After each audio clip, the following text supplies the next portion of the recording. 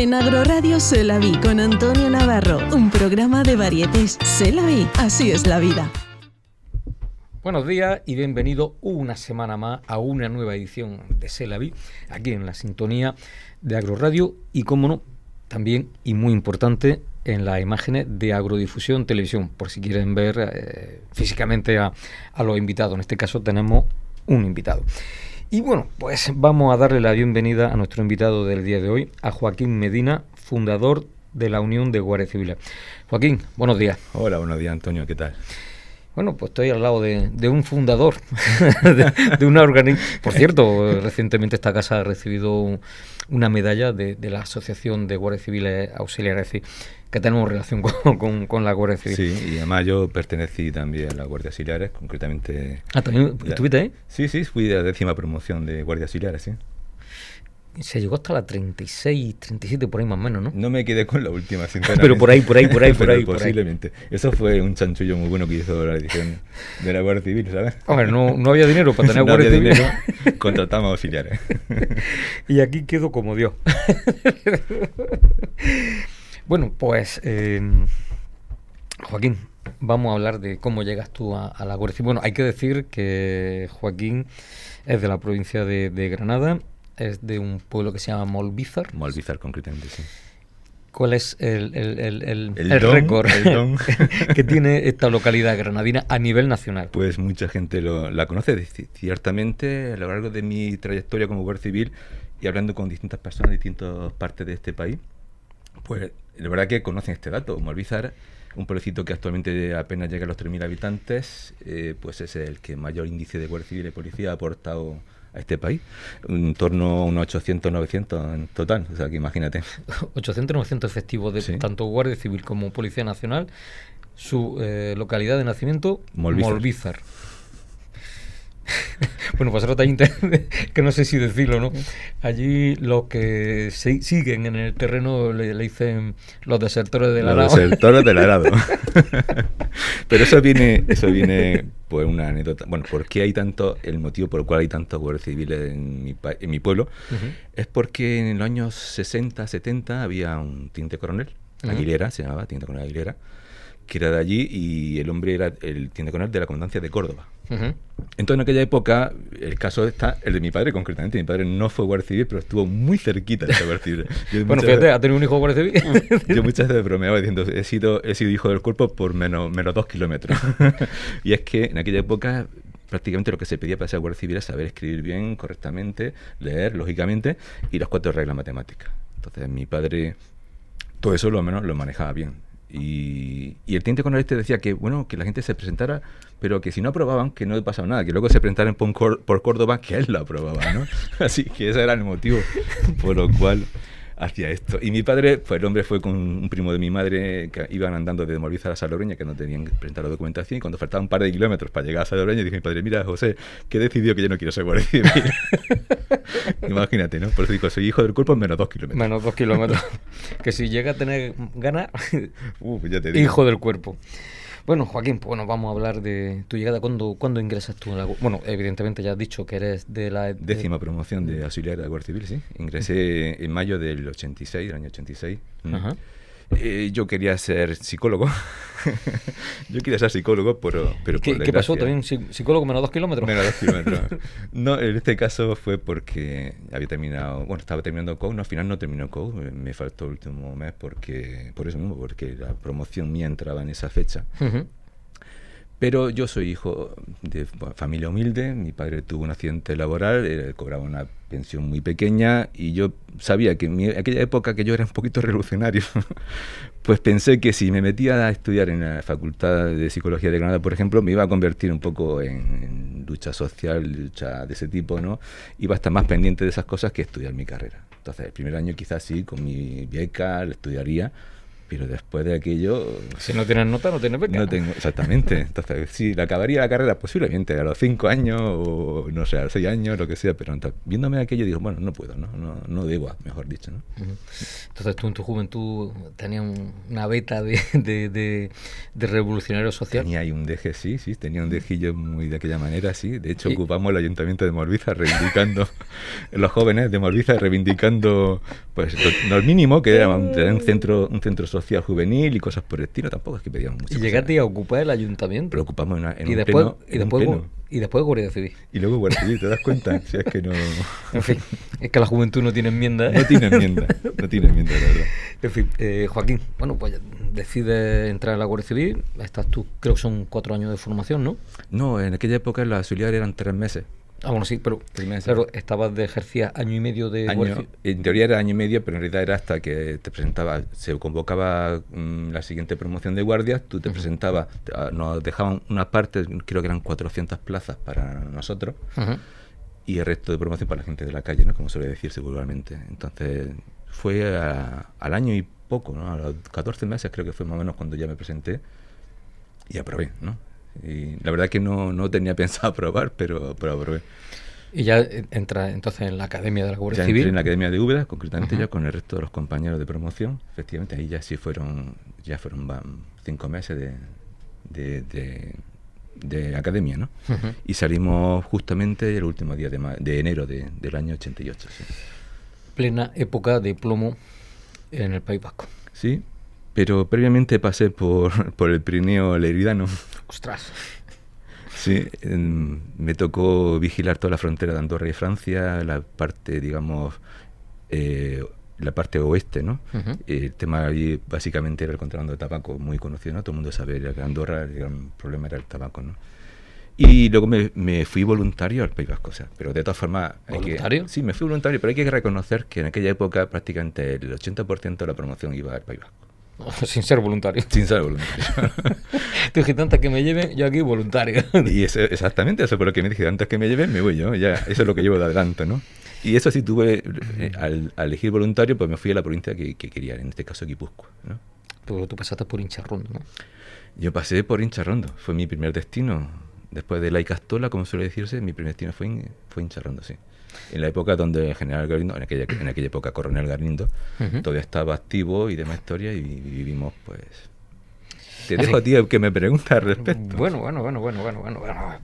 Es que tampoco quiero profundizar mucho porque, es decir, yo personalmente lo que se ha hecho con el tema de ETA y las víctimas de ETA, y yo entiendo y estoy a favor de que se hubiese una negociación, porque muertes más, ni una.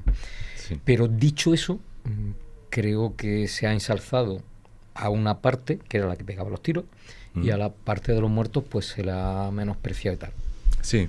Eso es lo que yo pienso personalmente, que hay que negociar, evidentemente, muerte más ni una, pero dicho eso, creo que en la negociación se ha puesto de perdedores a los inocentes. Opino lo mismo que tú, sí, y de acuerdo a la vivencia que yo tuve allí, yo era partidario de esa negociación, ¿no? Porque además de que estaba allí, bueno, yo no tuve un papel muy importante como pueden ser los compañeros del GAR que te voy a contar sobre ello, ¿no? También, otro error. Exactamente, y otros compañeros que también tuvieron un papel muy activo en el servicio de información, por ejemplo. Los servicios de información de Charrondo eran los más activos, los más, ¿sabes?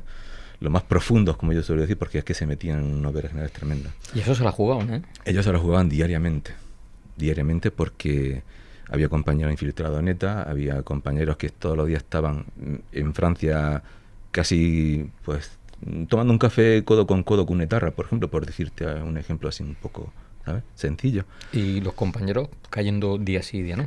Y los compañeros cayendo día sí, día no. Yo recuerdo como anécdota que yo llegué el día, creo que fue 8 de marzo, llegué a mi destino en Incharrondo, y si no me equivoco fue el 9 o el 10 de marzo, asesinaron a un cocinero de Incharrondo.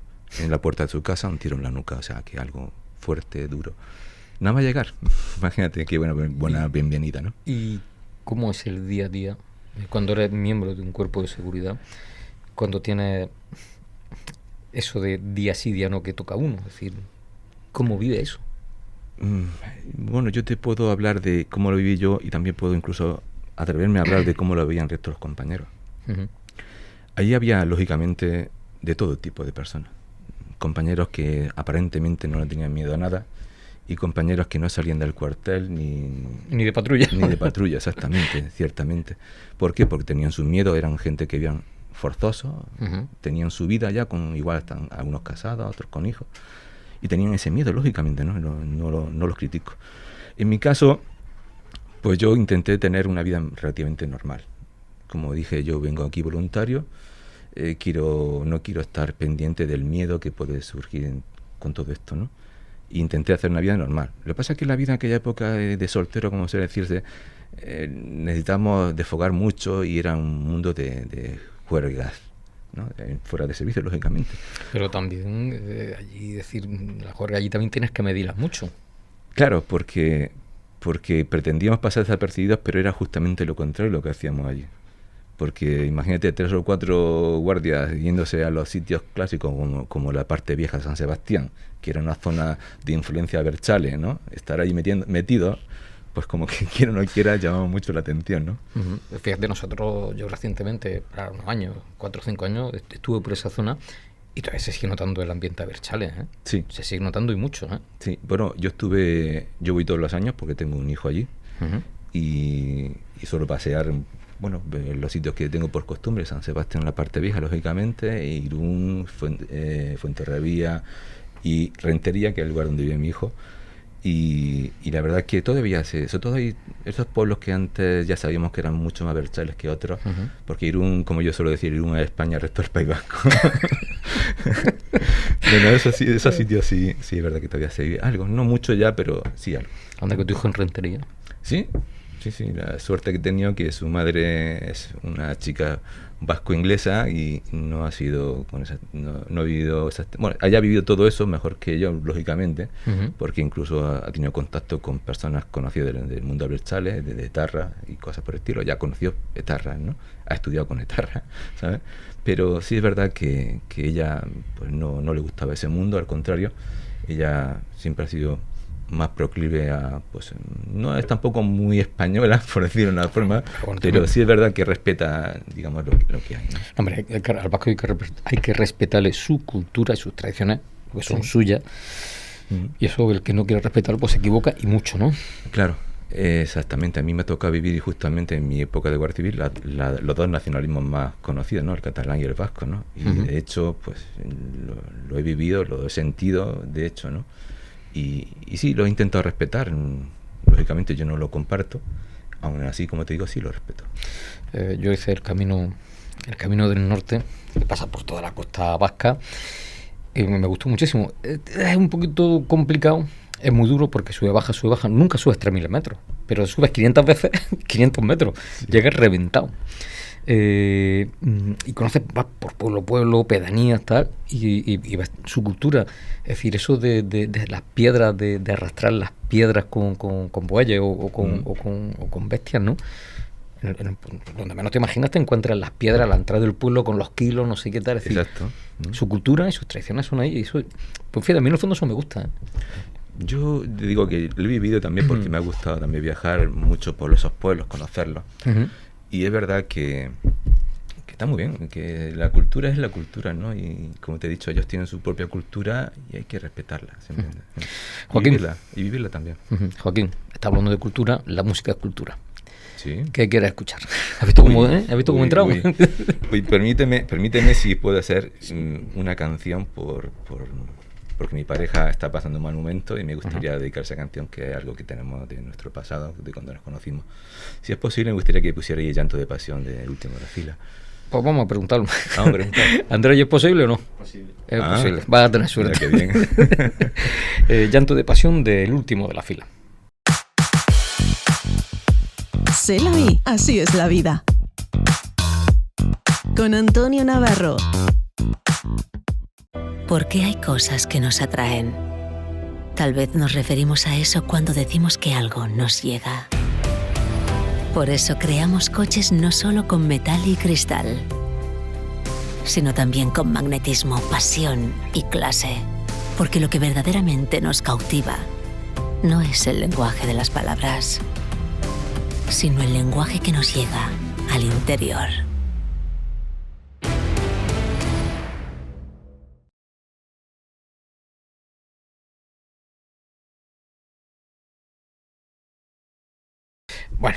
seguimos avanzando. Y bueno, Joaquín Medina, bueno, ya fundador de la Unión de la Guardia Civil. Bueno, esos años de plomo en Guardia Civil. Y como tú antes has dicho, en tu tierna infancia, pero sí en tu juventud, que estuviste pensando en irte a Granada a estudiar, dijiste, si me voy a Granada me voy a meter en movimientos sindicales y tal. Y en la Guardia Civil pues empieza a haber movimientos de creación, no de un sindicato porque no se podía hacer, pero sí de asociaciones culturales, asociaciones de familiares y simpatizantes. Bueno, cuéntanos esa etapa, Joaquín. Bueno, lo primero, toda esta historia viene lógicamente de los años 70, como llega a comentar antes, lógicamente reclamando pues unos derechos sociales que tenían los otros cuerpos, como era la Policía Nacional y la Guardia también quería, ¿no? Joaquín, permíteme, hay que decir, por si alguien no lo sabía, que los funcionarios, la Guardia Civil son funcionarios, cuando hay recortes en el Estado, al primer funcionario que se le pegan todos los recortes del mundo habidos y por haber, a los miembros de la Guardia Civil. Y son los últimos que se le dan sus derechos. Cuando se vuelven a recuperar esas nóminas o esos aumentos de sueldo, es decir, la Guardia Civil es lo sufrido del funcionariado. Así es. Y no tengo en contra de ninguna parte de los funcionarios. Eso es lo que yo viví en los 25 años de Guardia Civil. Pero sí, yo tengo amigos que son guardias civiles y bueno, y están, pues como se dice, los más puteados, hablando en plata. Exactamente. Por eso este motivo es el que me llevó a mí un poco a implicarme en el mundo, en principio pues sindical clandestino, como era en los años 80 y demás, ¿no? Recién llegado a mi destino de Lérida, y después con el tema un poquito más light, con las asociaciones, digamos, de familiares, culturales, demás historias que se empezó a crear para suplir, digamos, la lucha sindical, ¿no? Uh-huh. Y a posteriori, pues claro, ya fuimos desarrollando esa idea con distintas asociaciones, se llegó a crear en el cuerpo, pues no lo sé, si 15, 20 tranquilamente, ¿no? Prácticamente como que aquí hice una en cada provincia, ¿no?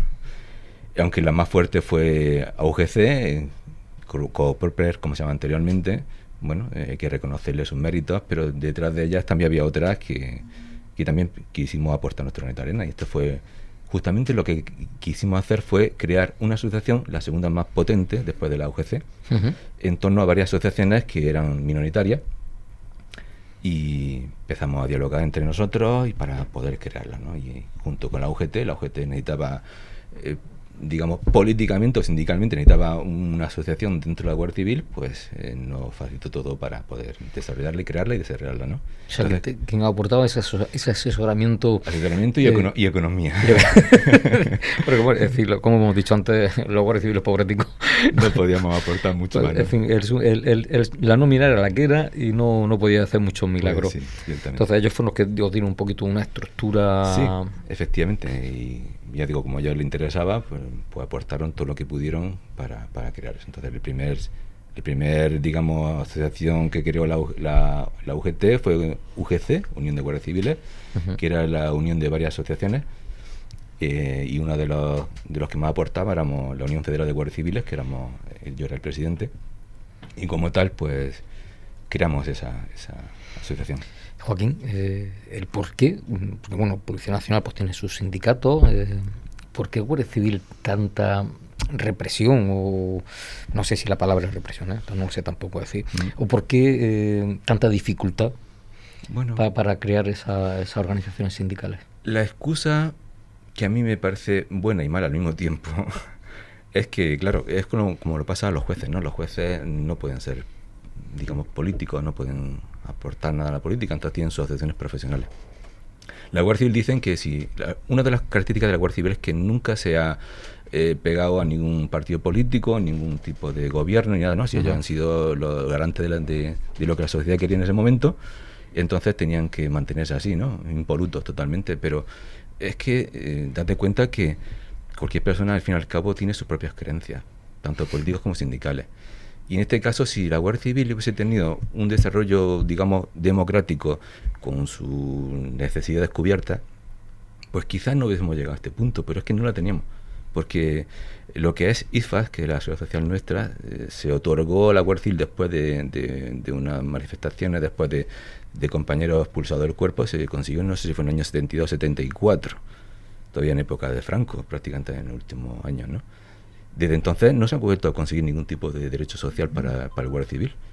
Entonces, si hubiésemos tenido esos derechos sociales cubiertos, no hubiésemos llegado a este punto. Entonces era lógico que en democracia tuviésemos que luchar por este tipo de derechos, ¿no? Y eso fue lo que me llevó a mí a aportar mi granito de arena, por decir una forma. Y lo gracioso del tema es que era la misma propia Guardia Civil que investigaba todos estos movimientos sindicales, ¿no? Efectivamente, teníamos compañeros que eran compañeros que igual, no sé, y a veces pienso que los mismos compañeros eran simpatizantes nuestros, pero al mismo tiempo lo obligaban a perseguirnos, a acosarnos, ¿no? Posiblemente, ¿no? Exactamente. El Servicio de Información de la Guardia Civil tenía una función que era, pues eso, controlarnos. Pobretico compañero que se había obligado, ¿no? Pero eso es la Guardia Civil al fin y al cabo. Hay o sea, si hay una orden, es una orden. Es una orden, exactamente, y la cumplimos, por suerte, por desgracia, la cumplimos a rajatabla. Y eso lo he visto siempre. Nunca he visto que un Guardia Civil se ha revelado en no cumplir una orden, ¿no? Uh-huh. Eso siempre se ha cumplido a rajatabla. ¿Y actualmente cómo están los compañeros? Pues tuvimos la gran suerte de que pocos meses después de que a mí me jubilaron, aparentemente el motivo de mi jubilación en la Guardia Civil es síndrome del País Vasco. Vamos a retroceder unos segundos. Te jubilaron. Sí. Te jubilaron. Me jubilaron porque yo no quería jubilarme, lógicamente. Yo no quería. Pero claro, aprovecharon pues una época de mi vida que con el acoso laboral que tenía, pues mi mente y mi cuerpo dijo hasta aquí. Uh-huh. Y entonces me di de baja psicológica. Y bueno, aprovecharon para tribunal médico y jubilarme en la Guardia Civil, sí, fuera. Tu derecho y te vas para tu casa. Exactamente. Va a quitar cosas del medio, ¿no? Claro, es lógico, ¿no? Un líder habrá que quitarlo del medio. Sí, porque llegaste un poco a liderar todos estos movimientos, ¿no? Sí, exactamente. De hecho, la primera manifestación de Guardia Civil es en Madrid, en la Plaza Mayor, con todos los sindicatos europeos de policía allí respaldándonos. En la primera fila, en esa primera fila de sindicalistas de toda índole europea y todo, estaba Joaquín Medina sentado en una esquinita. Es cierto, sí. ¿Y la relación vuestra con esas otras organizaciones sindicales ya legalizadas por parte de la Policía Nacional? ¿Hay una buena relación? Por suerte hemos tenido buena acogida por parte de los compañeros de la Policía Nacional. Siempre nos han apoyado. De hecho, firmamos en aquella época convenios mutuos, en un principio por la Unión Federal de Policía. Por eso no tenemos la Unión Federal de la Guardia Civil. Creamos ese convenio de ayuda y tal y cual.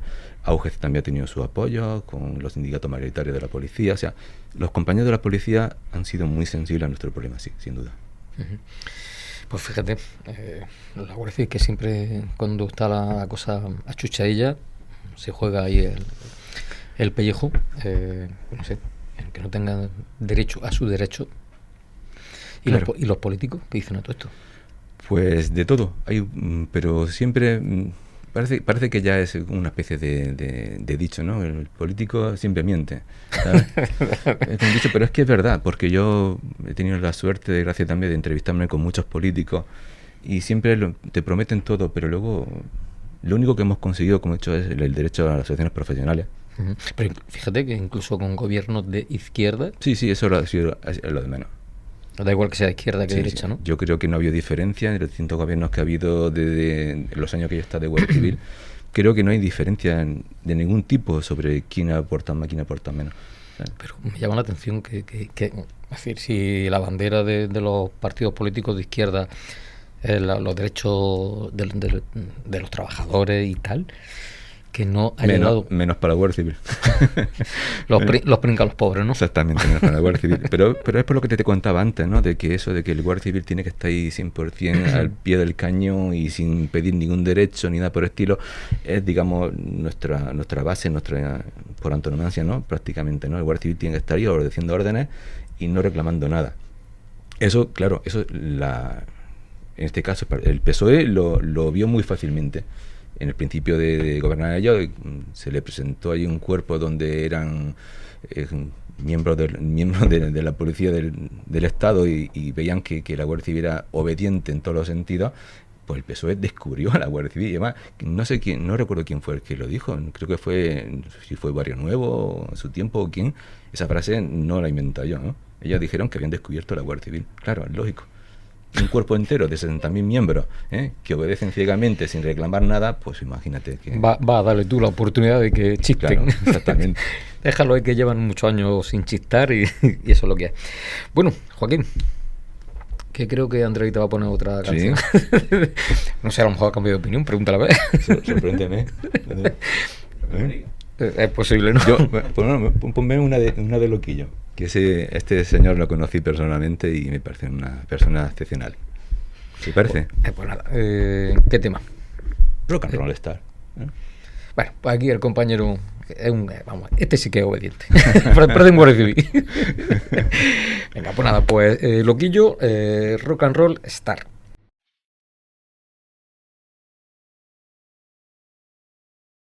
C'est la vie, un programa de varietés. C'est la vie, así es la vida. ¿Por qué hay cosas que nos atraen? Tal vez nos referimos a eso cuando decimos que algo nos llega. Por eso creamos coches no solo con metal y cristal, sino también con magnetismo, pasión y clase. Porque lo que verdaderamente nos cautiva no es el lenguaje de las palabras, sino el lenguaje que nos llega al interior.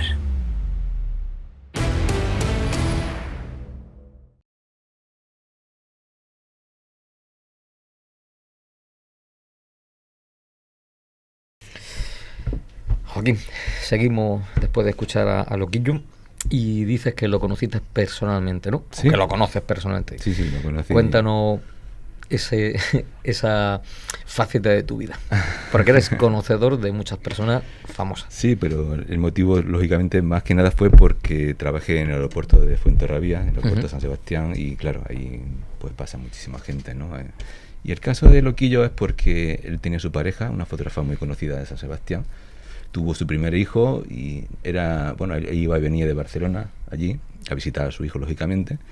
Y una de estas que me gusta siempre, pues, saludar a la gente conocida y compartir un ratito de charla, pues me encontré la sorpresa de que Loquillo, que mucha gente tenemos la idea de que es una persona muy soberbia, prepotente, muy chulo, y resulta que me encontré una persona muy humilde, una persona hasta vergonzosa, ¿no? Y teníamos muchas cosas en común, por cierto, hablando teníamos muchas cosas en común. No me digas que también fue guardia civil. Su abuelo fue, no sé si fue mozo de escuadra o algo así, sí. O sea que pertenecía a la fuerza de seguridad, ¿no? Sí, exactamente. Y encima compartíamos abuelos republicanos y cosas por el estilo. Eso sí. Oye, Joaquín, me sorprendió el otro día hablando contigo lo de Carlos Arguiñano. Sí. El por qué se metió a hacer programas de cocina en televisión y no fue precisamente por gusto, aunque él se lo disfruta, ¿no? Él se lo disfruta. Sí. Y además el motivo fue muy sencillo. Él tiene un restaurante precioso en Zarauz. Y lógicamente al principio pues todo eso costó su dinero y todo, que Arguiñano pues no pudo hacer frente por los motivos que fueran, ¿no? Entonces él trabaja haciendo televisión, que por cierto le pasó un poco factura porque la gente de ahí del País Vasco le atacaron mucho como si fuera un desertor, ¿no? Como pensando que Arguiñano es también una Berchale, cuando Arguiñano no lo es, ¿sabes? Te lo garantizo. De hecho me acuerdo que hubo un escándalo, tanto Arguiñano y Berasategui, creo que se decía que eran contribuyentes de ETA. Sí, ciertamente. Hubo escándalo con eso. Pero escucha, en el País Vasco incluso hasta la oreja de Van Gogh también dicen cuando uno de los componentes, hijo de Chiqui Venega, un dirigente del PSOE, ¿no? O sea, que hay mucha historia de mucha gente que dice... Y sí, ciertamente algunos han colaborado con ETA.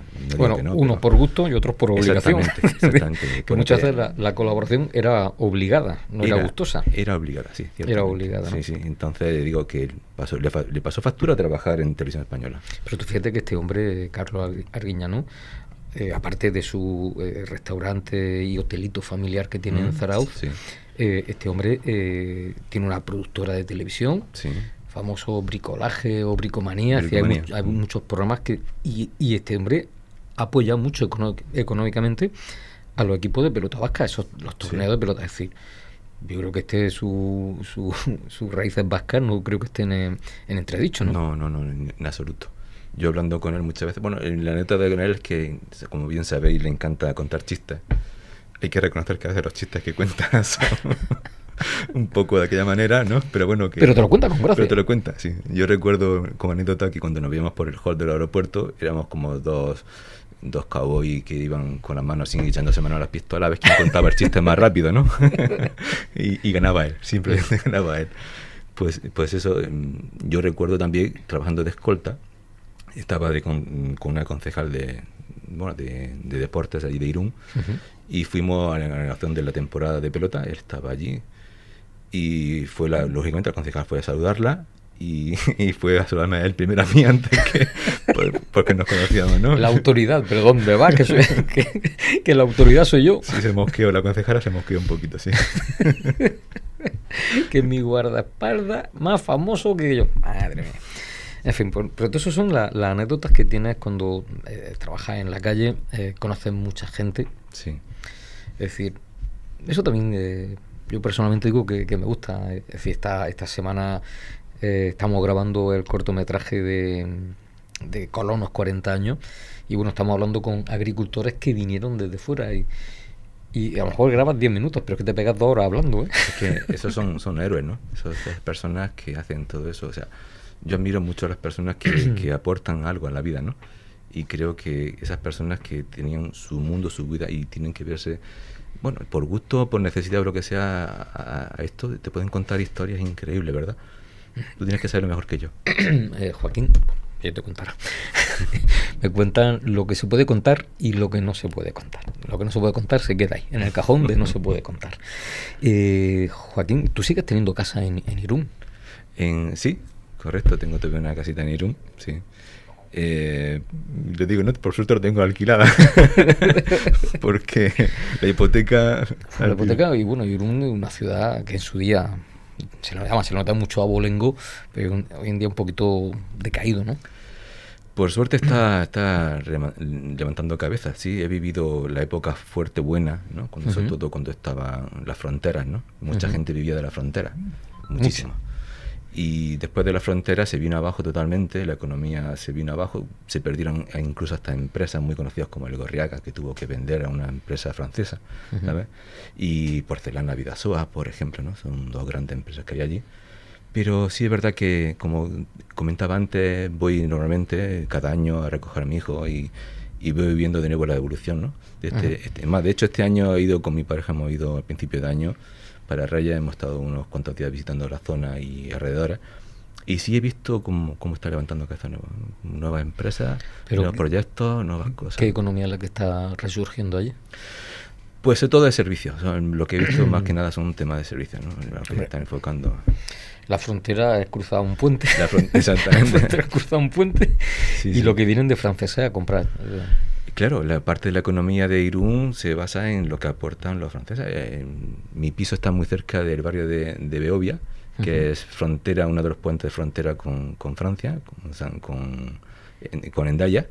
Y resulta que allí tenemos, por ejemplo, el estanco que más vende tabaco de toda España. Es curioso. Mi coche se pegó... porque nosotros, el Camino del Norte comienza precisamente en Irún.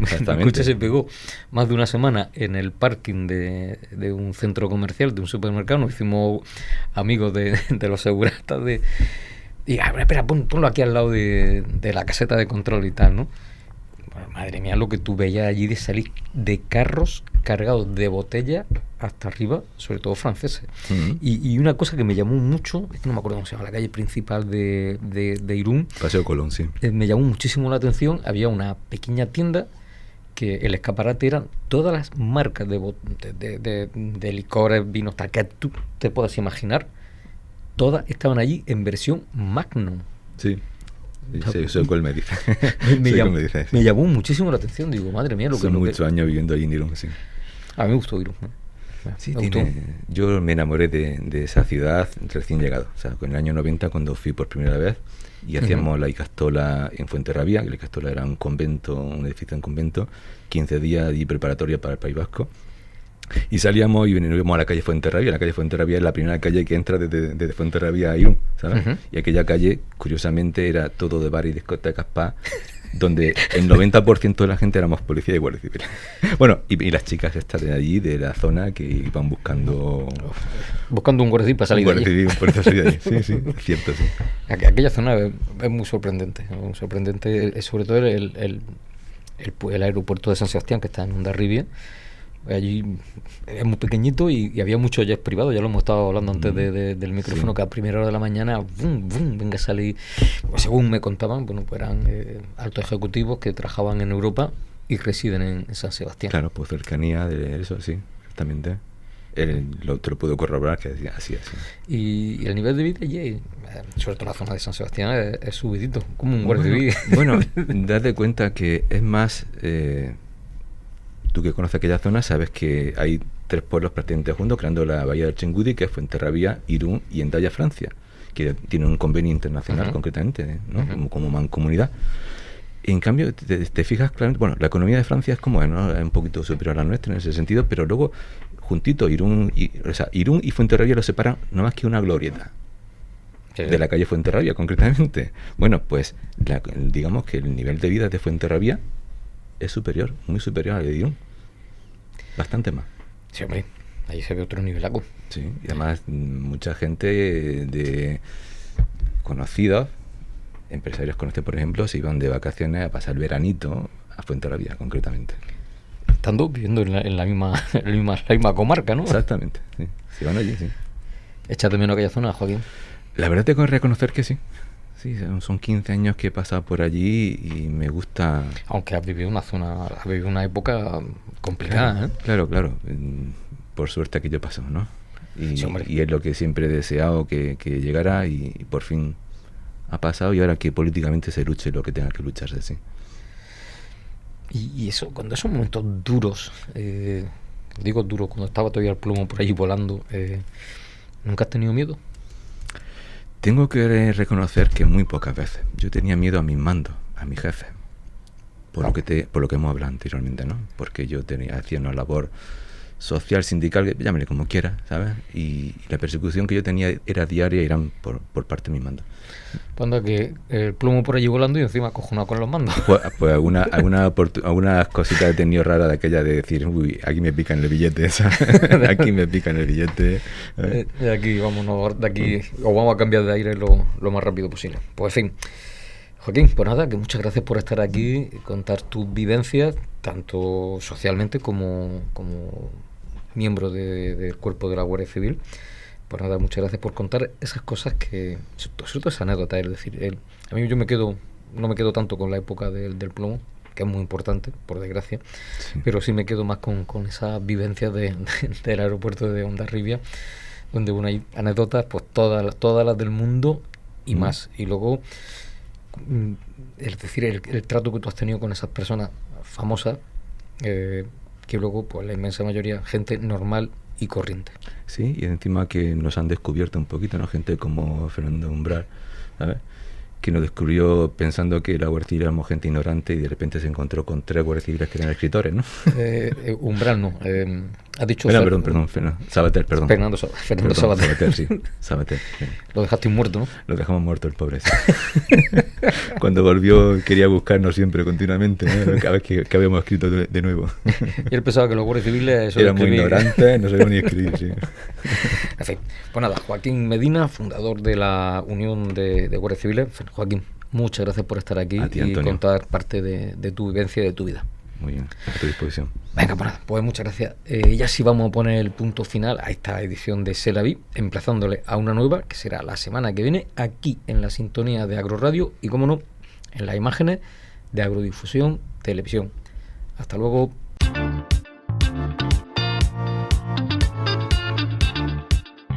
En Agroradio C'est la Vie con Antonio Navarro, un programa de varietés. C'est la Vie, así es la vida.